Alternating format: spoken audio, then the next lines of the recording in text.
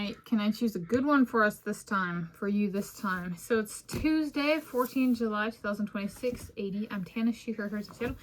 And I was thinking, let's do an increasing understanding attempt. This is a home medical guide. This is the Merck Manual of Medical Information, home edition, 1997 copy. And I was like, why don't I do something? So I do cardiology self-experimentation. And cardiology is study of the human heart and corresponding blood system as I study it. I'm Tanis, she, her, hers of Seattle. And I was like, why don't we do something that I've talked about on the channel that I actively experiment with. So one of the things it doesn't necessarily mean it yields certain results or stuff like that, okay, when I self-experiment. One of the things I've talked about for a number of years is body fat. And I've also kind of talked about my PMS and period, she, her, hers, so menstrual cycle. And one of the things I haven't actually done, so I've talked about calorie caps with the Tanis diet and its variations, and I've talked about, you know, an iron related condition, calcium related condition, and then a vitamin C related condition. And there's one more quantity that I track as part of my diet. However, I don't put a cap on it or have a minimum attainment. It allows it a huge variation, so to speak, in how I experiment with it for myself, self-experimentation. And so that is fat. And so there are a number of fat disorders, medical disorders. And so the one I've chosen is hyperlipidemia. And per the text, this is page 680, quote, hyperlipidemia is abnormally high levels of fats, cholesterol, triglycerides, or both in the blood. Right. So there is, you guys go, okay,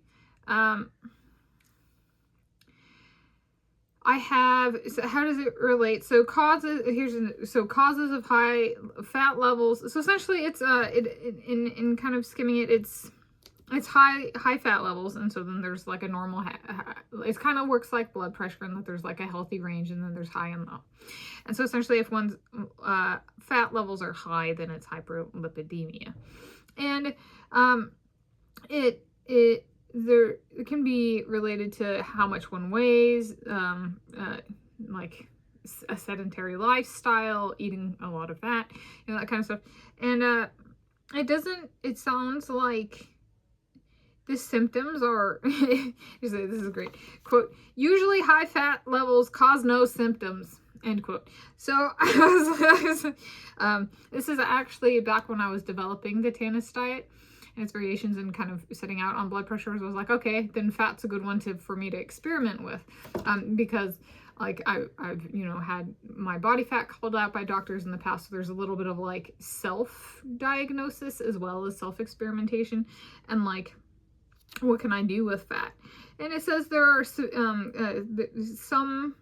sometimes like extremely high levels can cause things such as severe abdominal pain, end quote. I was like, I've mentioned I have like really bad cramps when I'm on my menstrual cycle, when I'm on PMS. I was like, maybe my body processes fat differently, even if my fat levels don't change, but can I self-experiment with that? And so, there's one thing, but yeah, it's like, and it says like you can get like little fat globules in your body, but that's like if it's really, really high levels. And so it's like, this is a relatively, I did take this into account setting out back in the 2010s decade when I was living in Albany, California. And so there we go. It might not go into a whole lot of detail. That doesn't necessarily mean there is. If you guys want, so in terms of relating it to what I do, let's see.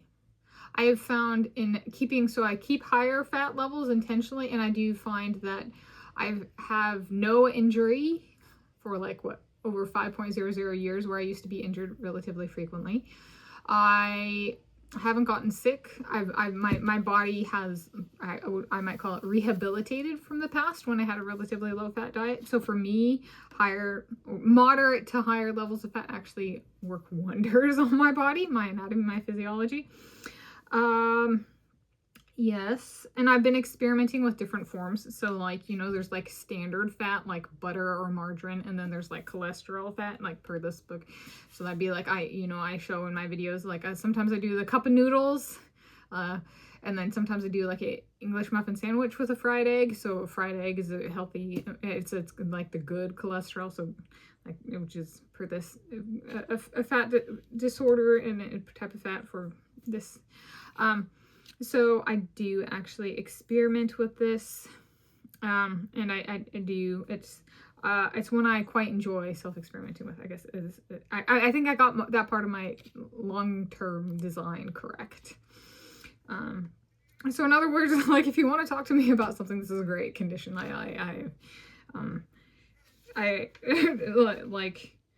yeah. And then it's, I've found that cutting back, well, if I incorporate higher levels, cutting back can be good.